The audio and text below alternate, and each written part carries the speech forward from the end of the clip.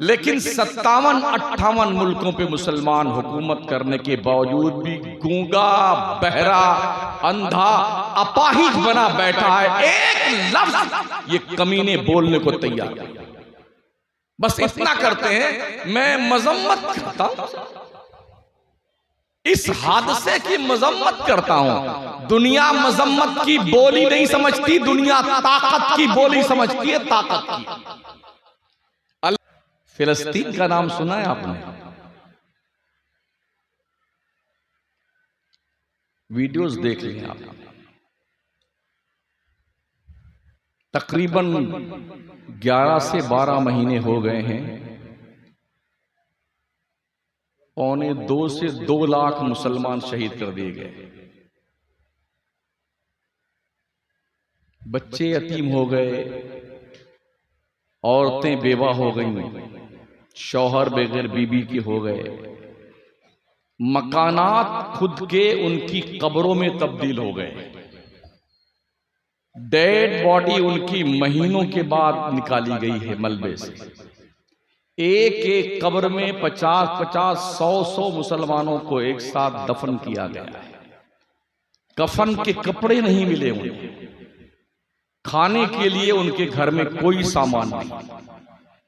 माएं पेड़ का पत्ता तोड़ के जूस निकालकर पेड़ के पत्तों का थोड़ा नमक डाल के बच्चों को पिला पिला के जिंदा रख रही है।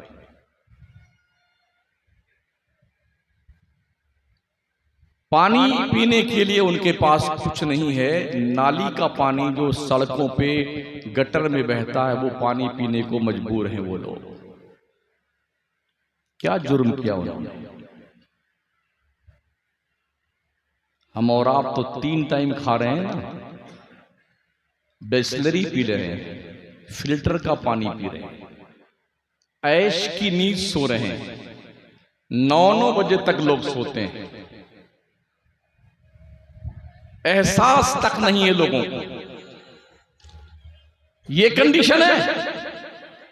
तो जो हालात आज फिलिस्तीन के हैं, पूरी दुनिया चुप, गूंगी, बहरी और अंधी हो चुकी है। कोई कुछ बोलने को तैयार नहीं। अगर ये हादसात आपके साथ पेश आए तो क्या हो? अगर आपको खाने को ना मिले तो क्या करेंगे? पानी पीने को ना मिले तो क्या करेंगे? हमने देखा कुछ एक बच्ची कोई थी 12-13 साल की, वो भागती हुई जा रही थी, दुपट्टा सर पे नहीं था। पत्रकार ने उसका फोटो खींचना चाहा, उसने कहा मेरे भाई मेरी तस्वीर मत उतारना, इस मेरे सर पे दुपट्टा नहीं है। क्या ये जुमले हमारी कौम की बच्चियों, माओं और बहनों को इस हवाले के लिए काफी नहीं है कि हमें पर्दे में रहना चाहिए? कुछ बच्चे और बच्चियां अपने हाथ पर अपना नाम लिखवा रहे थे। जब उनसे पूछा गया नाम क्यों लिखवाते हो, उनका कहना था नाम इसलिए लिखवाते हैं, पता नहीं किस वक्त हमारे घर पे बमबारी हो जाए, अगर हम बम के गिराने पर मलबे में दब जाएं तो कम से कम हमारे घर वाले हमारे हाथ पर लिखे हुए नाम देख के समझ तो जाएं कि मैं शहीद हो गया हूं।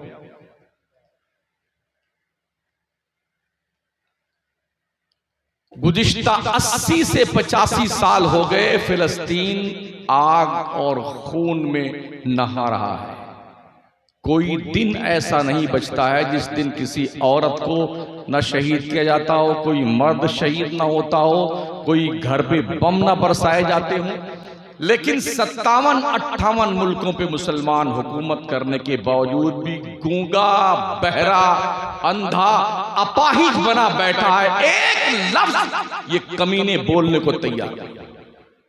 बस इतना करते हैं, मैं मजम्मत करता हूं, इस हादसे की मजम्मत करता हूं। दुनिया मजम्मत की बोली नहीं समझती, दुनिया ताकत की बोली समझती है, ताकत की। अल्लाह ने हमें अपाहिज नहीं बनाया है, लूला लंगड़ा नहीं बनाया है। कम से कम जिन मुल्कों के पास ताकत है उन्हें आवाज तो उठाना चाहिए। और मैं समझता हूं 57 मुसलमानों के मुल्क अगर एकजुट होकर सिर्फ एक आवाज उठा लें, इनकी इतनी दस्तें लगेगी कि इनका पाखाना भारी पड़ जाएगा मर्दों को। लेकिन मुसलमान बेगैरत हो चुका है, बेशरम हो चुका है। क्यों? हमें अपने खाने का पता नहीं, जो हम खा रहे हैं हलाल का है कि हराम का है। इसलिए साथियों, दोस्तों, बुजुर्गों, ये भी देखा गया ना शादी ब्याह के मौके पे, ओहो इतने जहेज चाहिए। हाँ, पहली बात तो ये सुन लो, शादी के मौके पे बारात लेकर जाने का कोई प्रूफ शरीयत में नहीं है। ना कुरान में बारात का कोई तस्वुर है, ना हदीस में कोई तस्वुर है तो मुझे बता दो आप। हमारे नबी ने 11 शादियां की, कोई बारात नहीं ले। अपनी 4 बेटियों की शादी करी, कोई बारात नहीं। सहाबा कमोबेश 1,24,000 शादियां करी लोगों ने, कोई बारात नहीं। 10-5 आदमी मस्जिद में बैठते, कहीं बैठ जाते, ये निकाह हुआ, ले जाओ रुखसती कर दो घर जाकर के, दूसरे दिन वलीमा 2-4 दोस्तों कर देना। ये थी शादी। और अब अगर किसी के यहां 2-4 बच्चियां पैदा हो जाए ना, तो फिर या तो उस माँ बाप को जहर खा के मरना है, या आग में जल के मरना है, या बेटी समेत कुएं और दरिया में कूद के मरना है। इसलिए कि कौम के सफेद पोश भेड़िए और दरिंदे अपने बच्चों की कुर्बानी के बकरों को लेके घूमते हैं कि हमारा ये बकरा कितने पैसे में बिकेगा।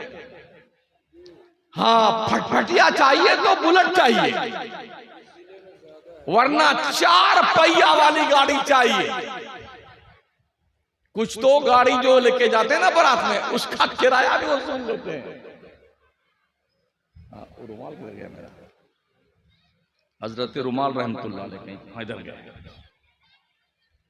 हमने ये देखा साथी, कितना दूल्हा बन करके माशाल्लाह हसरत खुशी के साथ वो इतना बड़ा झूमर पहन करके, बेटा फूलों की माला लाद करके दूल्हे राजा बन के जाते हैं, घोड़े पे बैठ गए। अब वहां जाके मंगता बन के भिखारी भीख मांगता है, गाड़ी लाओ, ये दो, ये पैसा दो। इसीलिए दूल्हा बना। जो लोग अभी लाइन में हैं, जिनकी शादियां नहीं हुई हैं, उनको मेरा ये मैसेज है, तुम दुल्हनों के यहां जाके मंगता मत बन जाइयो, भिखारी मत बन जाना कि मुझे मोटरसाइकिल चाहिए। अल्लाह ने तेरे बाजुओं में ताकत दी है। अब मर्द को अल्लाह ने हाकिम बनाया। अर्रिजाल कव्वामून अला निसा, अल्लाह फरमाता मर्द औरतों पे हाकिम है, और हाकिम मंगता और भिखारी नहीं होता। अगर किसी का लड़का डॉक्टर वगैरह बन जाता है ना, तो उसकी कोशिश होती है कि जितना डॉक्टरी में खर्चा हुआ है सब लड़की वालों से वसूल लिया जाए। क्या ख्याल है आपका?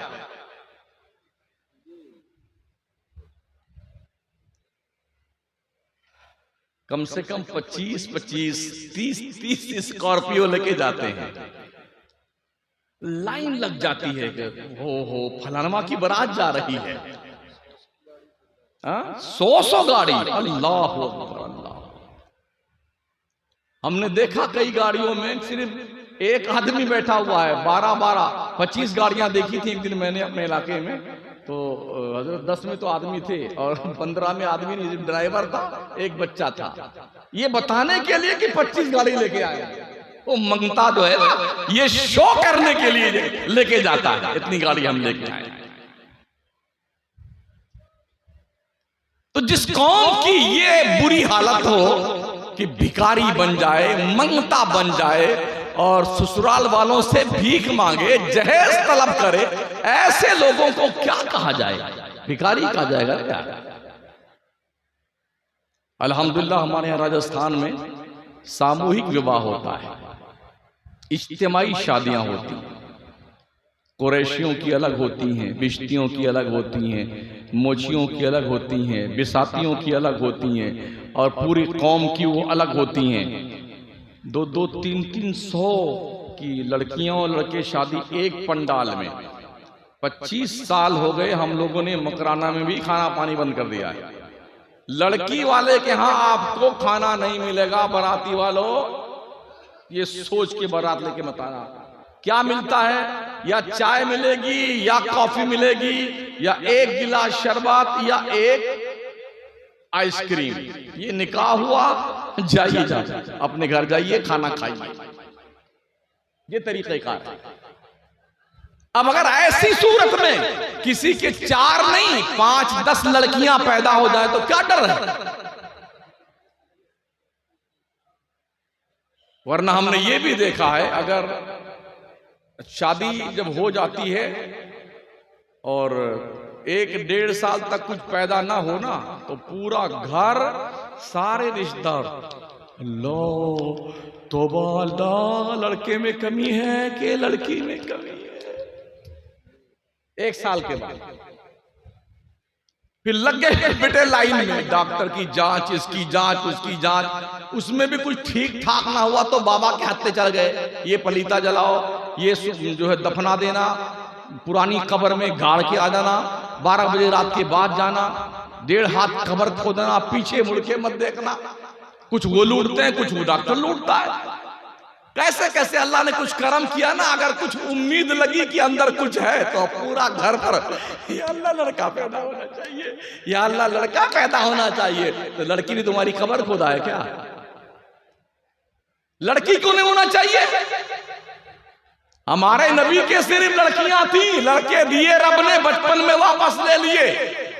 लड़कियों की परवरिश की मुस्तफा करीम ने इज्जत से तालीम और तरबियत देके शादी करी और रुखसत कर दी, ताकि उम्मत के लोगों को पता चले हमारा नबी बच्चियों से नफरत नहीं करता था, प्यार करता था, मोहब्बत करता था। बोझ मत समझो बच्चियों को। और 3-4 लड़की अगर किसी बच्ची को हो गई दुल्हन को लगातार, तो पूरा खानदान उसकी जिंदगी तबाह कर देगा। अरे कहां से आ गई नकटी, सिर्फ लड़की पैदा होती इसके, सिर्फ लड़की। तो मुझे बताइए, क्या लड़की वो औरत पैदा करती है?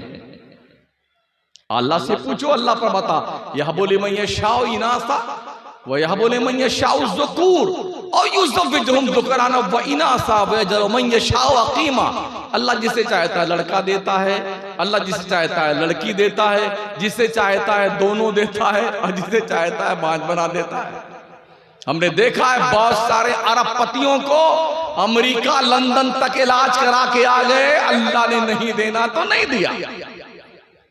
और हमने बहुतेरों को देखा है घर में खाने को नहीं है, मगर हम 2 हमारे 10, चिंकी फिंकी डबलू लहक महक चहक, चड्डी मिली तो पजामा, कुर्ता मिला तो चड्डी नहीं, रोटी मिली तो चटनी नहीं, चटनी मिली तो रोटी नहीं, दोनों नली बह रही है, करते यूं पड़ जाते। या अल्लाह तेरी शान क्या है? घर में खाने के लिए वादे हैं, मगर औलाद की रब ने बहारें लगा दी उसके घर में। पता चला लड़का लड़की देना किसी औरत का काम नहीं, किसी डॉक्टर का काम नहीं, किसी बाबा जी का काम नहीं, अल्लाह देता है जिसे चाहता है। इसलिए किसी पर ताना मत कसा करो कि इसकी लड़का पैदा नहीं होता है या लड़कियां ही लड़कियां पैदा होती हैं, इसका कसूर है। ये बहुत बहुत बड़ा गुनाह है जो तुम अल्लाह के कानून पर ऑब्जेक्शन करते हो। प्यारे आका सल्लल्लाहु ताला अलैहि वसल्लम के प्यारे दीवानों, उर्स करो, पाबंदी नहीं है, मगर उर्स करना फर्ज नहीं, वाजिब नहीं, सुन्नत नहीं, ठीक है। इस उर्स को जो लोग शुरू करते हैं ना, आहिस्ता आहिस्ता ये एक बिजनेस और कारोबार बन जाता है। हम पूरे मुल्क की बात कर रहे हैं। इतने लोग इस धंधे में लग जाते हैं कि अब गुनाह कितना होता है, ना कमेटी रोक पाती है, ना हजरत खलीफा साहब रोक पाते हैं, ना मौलाना साहब रोक पाते हैं। गुनाह इतना ज्यादा शुरू हो जाता है कोई रोकने वाला? आज मेरे मोहल्ला में सरकार ख्वाजा मोइनुद्दीन चिश्ती के मस्जिद जो शाहजहानी उत के दक्षिण साइड में जो कब्रिस्तान छोटा सा है, चरस गांजा भांग अफीम हेरोइन गर्द सब वहीं पीते बैठ के। बोले कलंदर लोग जिसकी माँ ने दम पिला। रोक के बताओ क्या ये? हर महीना छठी में लोग जाना फर्ज समझते अजमेर। ओ पगलो, कान खोल के सुनो, तेरी जन्नत तेरे मां की शक्ल में तेरे घर में मौजूद है। कभी उसके भी पांव तुमने चूमे? मुसलमान, तेरी जन्नत काबा के दीवारों के साए में नहीं। अल्लाह का नबी फरमाता अल जन्नतु तहता अक़दामिल उम्महात, जन्नत तुम्हारी तुम्हारे माओं के कदमों के नीचे है। कभी मां के पैर चूमने आपने? कभी बाप के हाथ को बोसा दिया आपने? पीर साहब आ जाए, जूता चप्पल यूं, ये भी दिखाकर पीर साहब सिगरेट पीते हैं ना, तो जो उसका गुल झाड़ते बेटा यूं लेगा चाट लेता है वो, बेशरम बेगैरत कहीं का। कभी मां का जूता भी खाया तुमने?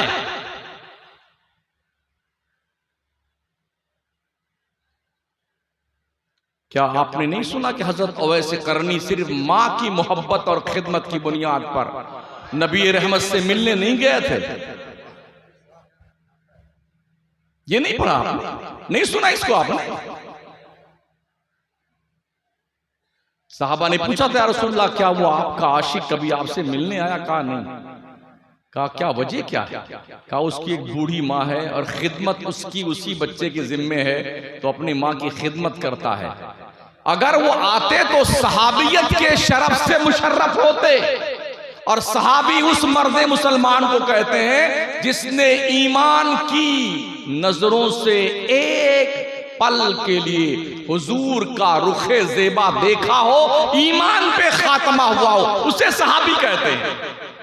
जिसके लिए अल्लाह का फरमान वकुल्लुम वअदल्लाहुल हुस्ना, अल्लाह ने हर सहाबी से जन्नत का वादा फरमाया है।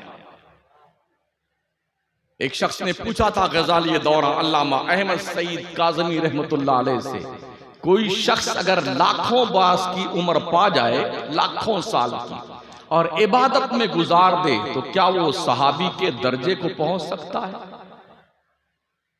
अगर नहीं तो क्यों? तो अल्लामा अहमद सईद काज़मी रहमतुल्लाह अलैह फरमाते हैं, अगर कोई शख्स लाखों साल की उम्र पा जाए ना, और हर दम अल्लाह का सजदा और इबादत करता रहे, तो सहाबी के दर्जे को क्यों नहीं पहुंच सकता?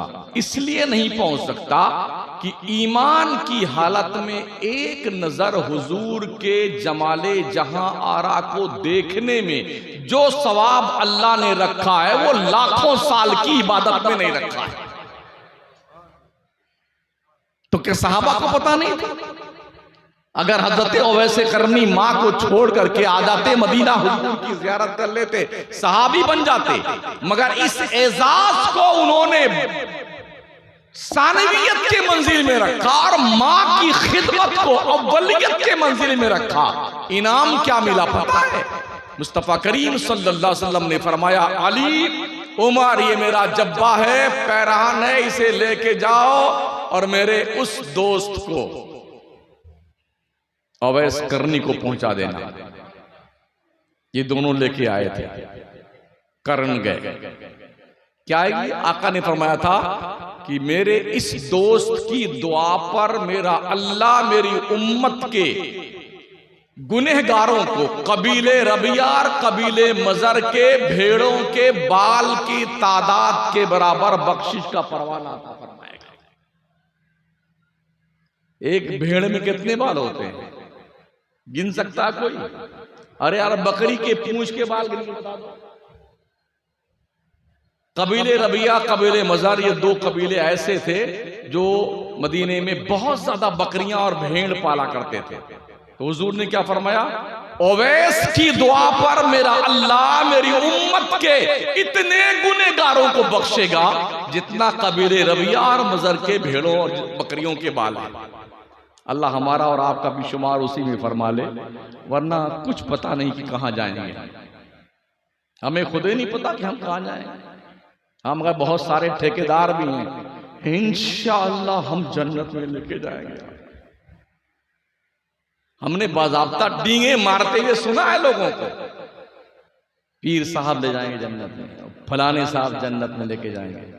लेकिन किसी पीर को पता है कि वो खुद जन्नत में जाएगा कि नहीं जाएगा। बड़े पीर, रोशन जमीर, पीराने पीर दस्तगीर शाह अब्दुल कादिर जीलानी बगदादी रज़ी अल्लाह ताला अन्हु फरमाते हैं, जो मुसलमान नमाज नहीं पढ़ता है मर जाए तो उसे मुसलमानों के कब्रिस्तान में दफन न किया जाए। ये नहीं बताते हैं लोग, पीर साहब जन्नत में लेके जाए। जिनके पास कन्फर्म टिकट थे जन्नत के, वो रात रात भर रोते थे, रात रात। और जिनके पास वेटिंग लिस्ट है वो रात रात का दिन दिन भर सोते हैं। ऐसा सोते हैं मौत से डरे मार के बेटे 9 बजे तक।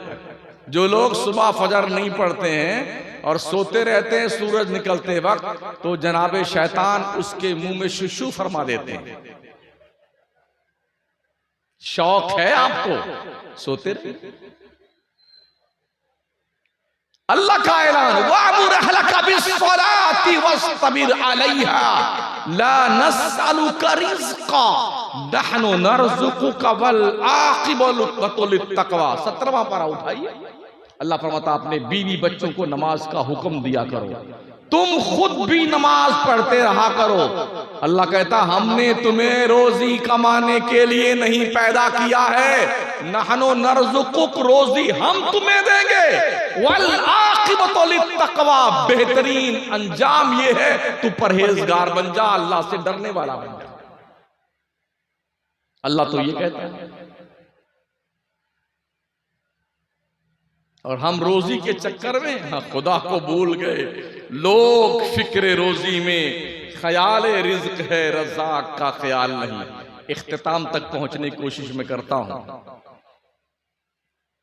अल्लाह को भूल गए, जबकि अल्लाह का वादा है, वमा मिन दाब्बतिन फिल अर्द इल्ला अलल्लाहि रिज़्क़ुहा व यअलमु मुस्तक़र्रहा व मुस्तौदअहा कुल्लुन फी किताबिम मुबीन। मैंने अपनी बात कोई नहीं करी, मैं कुरान से बात कर रहा हूं। अभी हमने हदीस भी एक नहीं पढ़ी, शायद पुरानी आयत पढ़ रहा हूं। अल्लाह कहता है, जमीन पर रहने वाला कोई जानदार ऐसा नहीं जिसकी रोजी अल्लाह के जिम्मे करम पर ना हो। कितनी रोजी देनी है, कहां देनी है, कब देनी है, ये सब रोशन किताब में मौजूद है, कुरान में। जब हम अपने मां के पेट में थे, 4 महीने के बाद जब रूह डाली गई थी हमारे जिस्म में, जब मां भी बेपरवाह थी हमें कुछ खिलाने पिलाने से, किसने पाला हमें मां के पेट में? पैदा हुए तो मां के पिस्तान में दूध की नहर हमारी परवरिश के लिए किसने जारी की? जो अल्लाह हमें हमारे मां के पेट में पालता हो, पैदा होने के बाद माओं के पिस्तान में दूध पैदा कर दे हमारी परवरिश के लिए। अब तो माशाल्लाह हम लोग 6 फीट के, 7 फीट के, 6.5 फीट के हो गए। क्या हमें अल्लाह भूखा रखे? आदमी क्यों इतना परेशान रहता है यार? नमाज छोड़ देता है रोजी के चक्कर में। क्या बताएं इमाम साहब, का बहुत ज्यादा धंधा फॉर्म में होता है और ग्राहक बहुत ज्यादा होते हैं, तो टाइम नहीं मिल पाता, वक्त नहीं निकल पाता है नमाज पढ़ने का।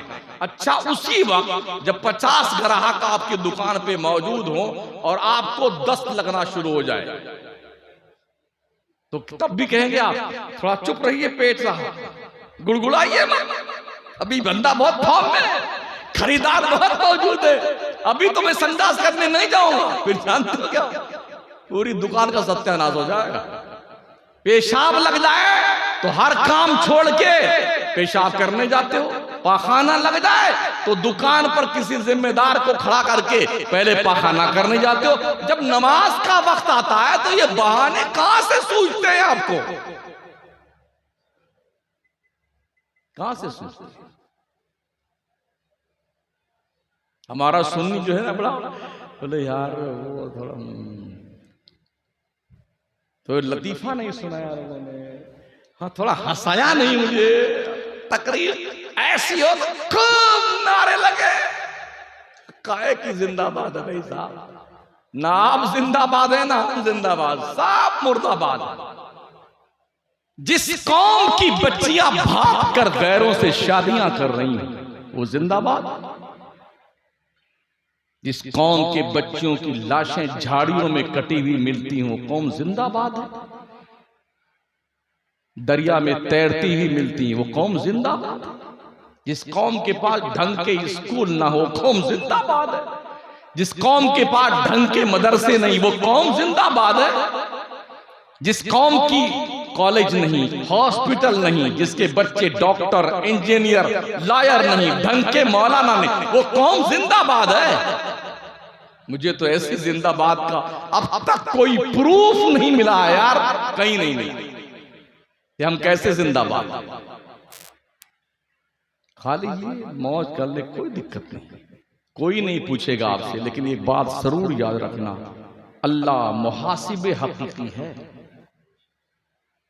एक एक पल का हिसाब लेगा। अल्लाह के नबी अलैहिस्सलाम फरमाते हैं जब तक बंदा अपनी जिंदगी के एक एक सेकंड का हिसाब अल्लाह को नहीं दे लेगा तब तक उसे कदम उठाने की इजाजत नहीं दी जाएगी। अल्लाह हश्र के मैदान में कुर्सी अदालत पर इस्तवा फरमाएगा। अर्रहमान अलल अर्श इस्तवा, रहमान कुर्सी अदालत पर इस्तवा फरमाएगा। पूछेगा बंदे तूने जिंदगी कैसे गुजारी, जवाब देने की तैयारी कर। चकमाल के लोगों जवाब देने की तैयारी कर, वरना याद रखना हिसाब देते देते देते देते छठी का दूध याद आएगा। अल्लाह हिसाब देगा। यहां तो बहुत सारे लोग हिमायती खड़े रहते हैं, अरे नहीं नहीं मेरा रिश्तेदार है, मेरे काका वाला है, मामू वाला है और मासी वाला है। वहां कौन खड़ा होगा जब मां कहेगी मैं इसकी मां नहीं हूं, बाप कहेगा ये मेरा बेटा नहीं है। आदम पैगंबर से लेके ईसा अलैहिस्सलाम तक हर नबी कहेंगे इज़हबू इला गैरी, जाओ तो दूसरे के पास जाओ, मैं आज तुम्हारी सिफारिश नहीं कर सकता। अंबिया फरमाए, अल्लाह फरमाता यौम यक़ूमुर रूह वल मलाइका सफ़्फ़न ला यतकल्लमून इल्ला मन अज़िन लहुर रहमान व क़ाला सवाबा। हश्र के मैदान में जिब्रील और सारे फरिश्ते अल्लाह के दरबार में कांपते होंगे। किसी को जुर्रत ना होगी अल्लाह से बात करने की। बात वही करेगा जिसको स्पेशली परमिशन अल्लाह ने दिया हो, वो मेरे नबी के अलावा कौन है। इसलिए अभी हम मरे नहीं हैं, मरने से पहले तौबा कर लो। रोजाना सोने से पहले अपने गुनाहों की तौबा करके सोया करो। इसलिए सोने वाले रब को सजदा करके सो। क्या खबर उठे ना उठे सुबह को। अभी बहुत सारे लोगों को सोते सोते ट्रांसफर होते देखा है। हाँ, रात में सोए थे खैरियत के साथ, सुबह हुई तो मुअज्जिन साहब ने अजान के बाद पुकारा, गांव के लोगों बड़े अफसोस के साथ आपको इत्तला दी जाती है फलाने साहब जो सोए थे रात में अचानक इस दुनिया से उस दुनिया में तशरीफ ले गए। इन्ना लिल्लाहि व इन्ना इलैहि राजिऊन। जनाब की जनाजे की नमाज ज़ोहर के बाद पढ़ाई जाएगी। अभी ये बहुत सुनने में आता है फजर की अजान।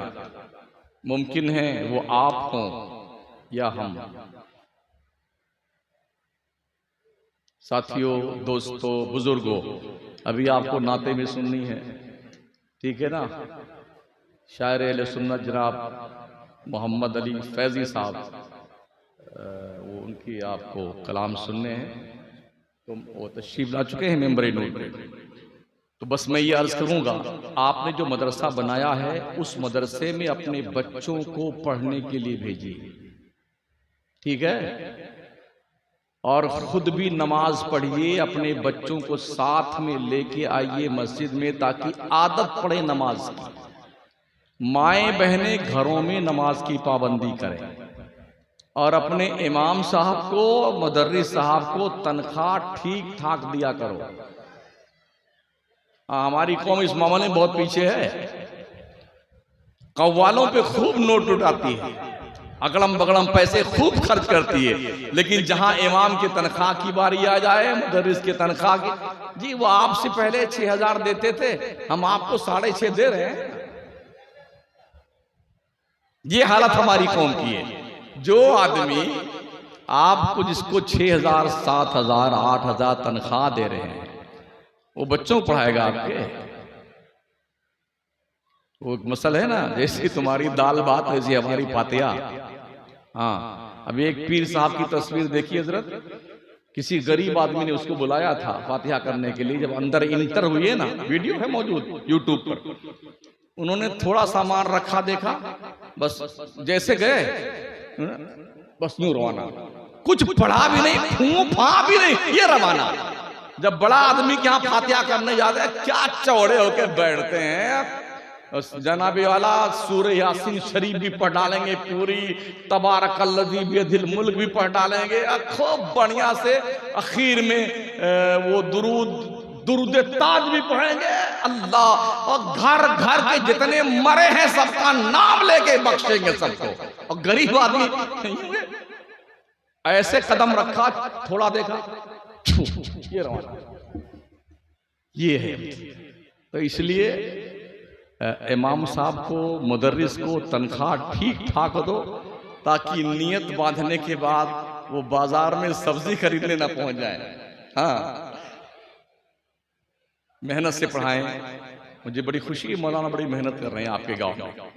आपके रिश्ते भी शायद लगते हैं ये, इनका साथ दीजिए। आप सब मिलजुल करके काम कीजिए, एक बेहतरीन मदरसा कायम, मदरसे को फरोग दो, अपने बच्चों और बच्चियों को पढ़ाओ। जब बच्चा आपका स्कूल और कॉलेज में जाए, उससे पहले एक पक्का सच्चा मुसलमान बन जाए। सबसे बड़ा चैलेंज आज की तारीख में हमारे सामने ये है, हम अपनी नस्ल को मुसलमान कैसे रख सकते हैं, ये सोचने का विषय है आज की तारीख में, ताकि हमारे बाद हमारे बच्चे मुसलमान ही रहें। वो तदारुक हमें करना है, इस रास्ते पे चलना है, दीन को फरोग देना है।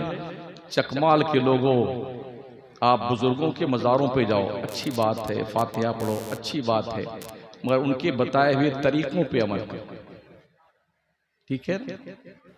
मस्जिदों को आबाद करो, मदरसों को आबाद करो, हर छोटा बड़े की इज्जत करे, हर बड़ा छोटे से प्यार करे, और नजरों को झुका कर रखा करो। ये आवारा ना बनने पाए जिसकी बुनियाद पर आपके गुनाहों में इजाफा हो।